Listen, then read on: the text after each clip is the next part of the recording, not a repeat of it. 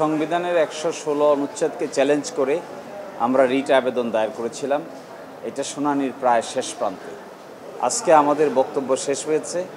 আগামীকালকে amicus curiae একজন বাকি আছে, তিনি বক্তব্য রাখবেন। এরপরে এটি রায়ের জন্য দিন নির্ধারণ করা হবে। এই প্রেক্ষিতে আমরা মূল কথা যেটি বলেছিলাম, এবং রাষ্ট্রপক্ষকে আমি ধন্যবাদ জানাচ্ছি আজকে এই জন্য যে তারা দুটি বিষয়কে করবেন বলে আদালতের সামনে কথা দিয়েছেন। তার মধ্যে একটি হলো পৃথক বিচার বিভাগীয় সচিবালয় করতে তাদের কোনো আপত্তি নাই। একই সাথে যে ডিসিপ্লিনারি রুলস, শৃঙ্খলা বিধি তৈরি করা হয়েছে, তারা এটিও বলেছেন আদালতকে যে এটি মাজদার হোসেন মামলার রায় অনুযায়ী হয় নাই। এই জন্য এই দুই কারণে রাষ্ট্রপক্ষকে আমরা ধন্যবাদ জানাতে চাই। কিন্তু একটি ব্যাপারে রাষ্ট্রপক্ষ যে বক্তব্য রেখেছেন, তারা বলছেন ১১৬ অনুচ্ছেদে এখন যে বিধান আছে, এই বিধানের কারণে চেকস অ্যান্ড ব্যালেন্স মেনটেন করা হবে বিচার বিভাগের জন্য। অর্থাৎ রাষ্ট্রপতির উপর ন্যস্ত থাকবে এবং সুপ্রিম কোর্টের সঙ্গে পরামর্শ অনুযায়ী এটি কার্যকর করা হবে। আমরা বলছি সম্পূর্ণটাই রাষ্ট্রপতির উপর ন্যস্ত থাকবে না, পুরোটাই ন্যস্ত থাকবে সুপ্রিম কোর্টের উপরে। কারোর সাথে কোনো কনসালটেশনের প্রয়োজন নাই। এখন যেটি চলছে এই বিগত বছরগুলোতে আমাদের এই কোর্ট প্রাঙ্গণে যেটি চলছে, নিম্ন আদালতে এক ধরনের দ্বৈত শাসন চলছে। অর্থাৎ সুপ্রিম কোর্টেরও ক্ষমতা আছে, আবার আইন মন্ত্রণালয়ের ক্ষমতা আছে। এবং মাজদার হোসেন মামলা এটিকে বলা হয়েছে মকিং বার্ড, এটি বিচার বিভাগের সঙ্গে একটি উপহাস। এবং আমরা এটি বলেছি যে চেকস অ্যান্ড ব্যালেন্স মেনটেন করার নামে যে আইনটা এখানে করার কথা বলা হচ্ছে, এটি সম্পূর্ণভাবে সংবিধান এবং বিচার বিভাগের স্বাধীনতার সঙ্গে সাংঘর্ষিক। একই সাথে সেপারেশন অফ পাওয়ার বা বিচার বিভাগের পৃথকীকরণ যে নীতি আছে, তার সঙ্গেও সাংঘর্ষিক। আর সর্বশেষ আমরা বলেছি সংসদ সচিবালয় আইন নামে ১৯৯৪ একটি আইন আছে, সেই আইনে সর্বময় ক্ষমতা দেওয়া আছে স্পিকারকে। স্পিকারই সব কিছু নির্ধারণ করবেন, স্পিকারই হলো সর্বময় ক্ষমতার অধিকারী থাকেন। ওখানে সরকারের কোনো কর্তৃত্ব নাই, এক্সিকিউটিভ সরকারের কোনো লিঙ্ক সেখানে নাই। যদি তা না থেকে থাকে তাহলে বিচার বিভাগের উপর এই লিঙ্ক থাকতে হয় কেন? কী কারণে বিচার বিভাগের উপর নাটাই লাগিয়ে রাখতে হয় এবং অধস্তন বিচারকদের স্বাধীনতা দেওয়া যাবে না কেন? এই আলোচনায় আজকে হয়েছে। আমরা এটিও আদালতকে বলেছি যে নিম্ন আদালতের বিচারকদের যদি সত্যিকার অর্থে স্বাধীনতা দেওয়া যায়, এইটাই হবে বর্তমান সময়ের সবচাইতে বড় সংস্কার। এবং এই কাজটি যদি এই সময়ে করা না যায়, অন্য সময়ে করাটা উড বি ভেরি ডিফিকাল্ট।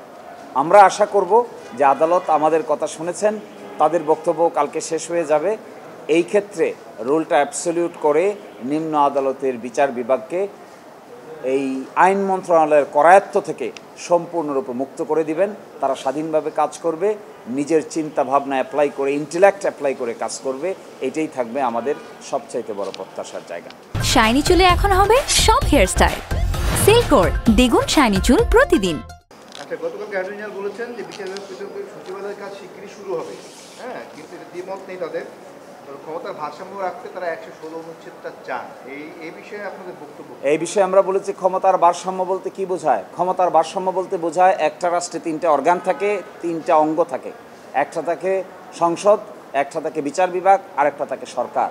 এই ৩টার মধ্যে সংবিধান এই ক্ষমতার ব্যালেন্স মেনটেন করে দেয়। এর জন্য কার বদলি করতে হবে, কাকে সুন্দরবন পাঠাইতে হবে, কাকে বান্দরবন পাঠাইতে হবে, কাকে রাত 11টার সময় বসিয়ে সাজা দিতে হবে, কাকে বেল দেওয়া যাবে, কাকে বেল দেওয়া যাবে না, এগুলো তো ক্ষমতার ব্যালেন্সের নাম না।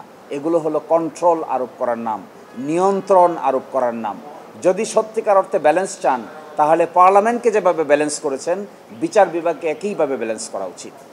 আমরা যেটা বলেছি যে নিম্ন আদালতের বিচারকদের এই যে এক ভয়ার পরিবেশ তৈরি করে রাখা হয়, সরকারের পক্ষ থেকে করা হয়েছে আগে। আপনারা এটাও দেখেছেন, একদিনে 17 জন সাক্ষী নিয়ে বিচারের রায় দেওয়া হয়েছে এক রাতে। এই ক্ষমতা কোথা থেকে পেল নিম্ন আদালত?